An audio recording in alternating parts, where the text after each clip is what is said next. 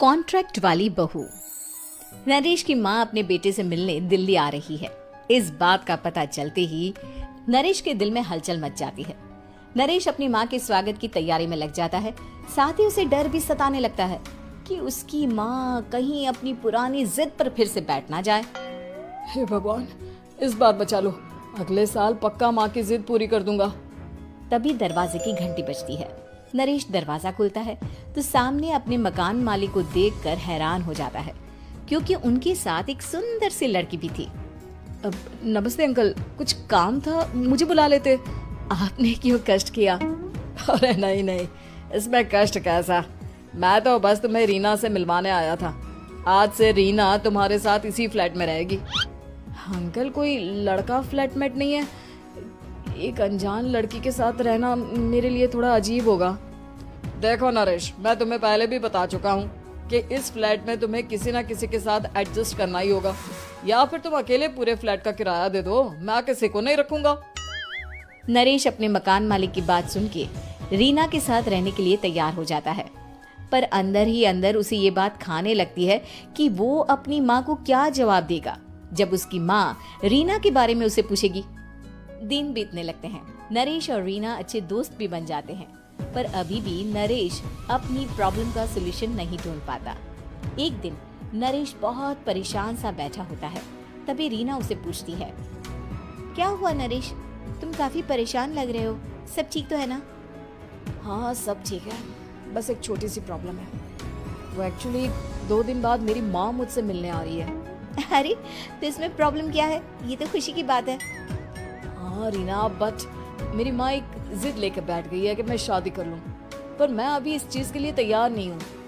ऊपर से जब वो तुम्हें देखेगी तो 100 सवाल करेगी, क्या जवाब दूंगा? अरे, इसमें कोई टेंशन वाली बात नहीं है। मेरे पास ना इस प्रॉब्लम का सलूशन है, जिससे ना तुम्हें शादी करनी पड़ेगी और ना ही तुम्हारी माँ मेरे बारे में कुछ पूछेंगी। रीना की बात सुनकर नरेश सोच में डूब जाता है। वो सोचता है कि रीना खुले ख्यालों वाली लड़की है, कहीं माँ को सच बता ना दे। नरेश को सोच में डूबा देखकर रीना कहती है, अरे क्या हुआ, किस सोच में पड़ गए? डोंट वरी, जैसा तुम सोच रहे हो ना वैसे कुछ भी नहीं है। मेरे पास एक प्लान है। मैं कुछ समझ नहीं पा रहा हूँ, कैसा प्लान? मैं समझाती हूँ।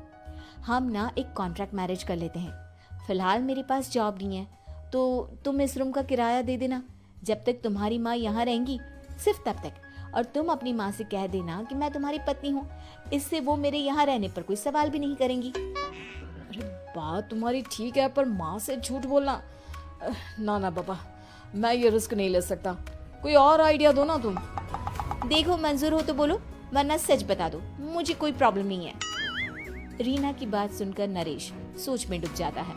बहुत सोचने के बाद जब उसे कोई रास्ता नहीं मिलता तो वो रीना के बताए हुए रास्ते पर चलने के लिए तैयार हो जाता है। वो रीना से बात करता है और अपनी माँ की पसंद और नापसंद के बारे में बताता है।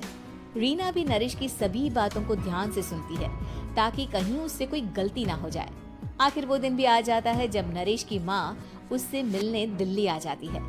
नरेश अपनी माँ को फ्लैट पर लेकर जाता है। जैसे ही नरेश की माँ फ्लैट के अंदर जाती है, रीना उसके पैर छू लेती है। ये देखकर नरेश की माँ थोड़ी घबरा जाती है और नरेश से पूछती है, अरे बेटा नरेश, ये कौन है? माँ, ये आपकी बहू रीना है। माफी चाहता हूँ, सब कुछ इतनी जल्दी में हुआ कि आपको बता ही नहीं पाया, इसलिए सोचा कि क्यों ना आपको सरप्राइज दिया जाए। अरे बेटा, मैं तो बस तेरा घर बसा हुआ देखना चाहती थी। हाँ, बहुत अरमान थे अपनी इकलौते बेटी की शादी को लेकर, लेकिन कोई बात नहीं, शायद किस्मत को यही मंजूर होगा। ये कहते ही नरेश की माँ रीना को गले लगा लेती है। रीना बेटिया, मेरा बेटा ना थोड़ा नादान है, पर तुम काफी समझदार लगती हो, और मैं जानती हूँ कि तुम इसका बहुत अच्छे से ध्यान रखोगी। माँ, आप चिंता मत कीजिए, मैं सब संभाल लूंगी। नरेश की माँ अपने बहू और बेटे के साथ खुशी खुशी रहने लगती है। दिन बीतने लगते हैं। नरेश की माँ और रीना का रिश्ता बहुत मजबूत होता चला जाता है। वो दोनों सारा दिन एक साथ रहती और खूब बातें करती। इधर साथ रहते रहते नरेश और रीना भी एक दूसरे से प्यार करने लगते हैं। दोनों को इस बात का एहसास हो जाता है, फिर भी वो इस बात को छुपा कर ही रखते हैं। एक दिन नरेश की माँ और रीना शादी के बारे में बात करने लगते हैं। रीना बिटिया, ये तो नरेश ने मुझे बिना बताए शादी कर ली, वरना मैं तो अपनी इकलौती बेटी की शादी इतनी धूमधाम से करती कि सारी दुनिया देखती रह जाती।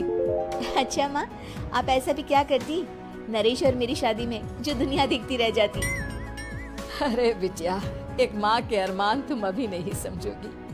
मैं तो अपनी बहू को एक रानी की तरह लेकर आती और शादी भी बिल्कुल शाही अंदाज में करती, पर मेरे तो सारे अरमान ऐसे ही रह गए। खैर, मुझे तो अपने बेटे और बहू की खुशी चाहिए बस। ये कहते हुए नरेश की माँ की आंखों में आंसू आ जाते हैं। रीना भी ये सुनकर ख्यालों में खो जाती है, क्योंकि वो भी मन ही मन खुद को नरेश की पत्नी और उसकी माँ की बहू मानने लगी थी।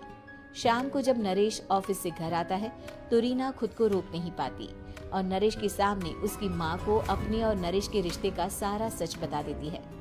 रीना की बात सुनकर नरेश की माँ दोनों से बहुत नाराज हो जाती है और घर वापस जाने की बात करने लगती है। तुम दोनों ने मुझसे सच छुपाकर बहुत ठेस पहुंचाई है मुझे। अब तुम लोगों के साथ नहीं रहना चाहती मैं, कल ही वापस चली जाऊंगी अपने घर।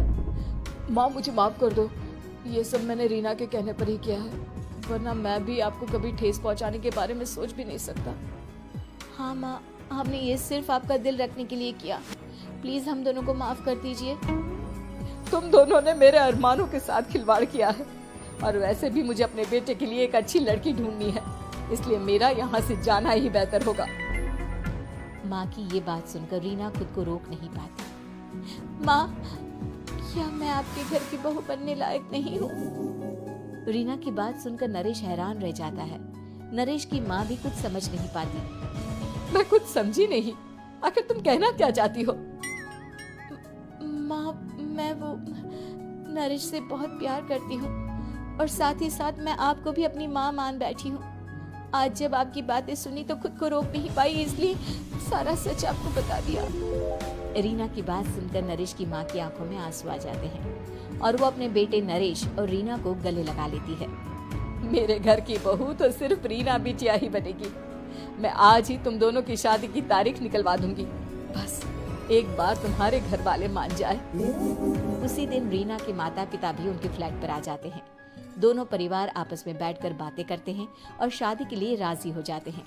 रीना भी कॉन्ट्रैक्ट फाड़ देती है और कहती है, सही मायने में मैं अब बहू बनूंगी, अब तक तो सिर्फ कॉन्ट्रैक्ट वाली बहू थी।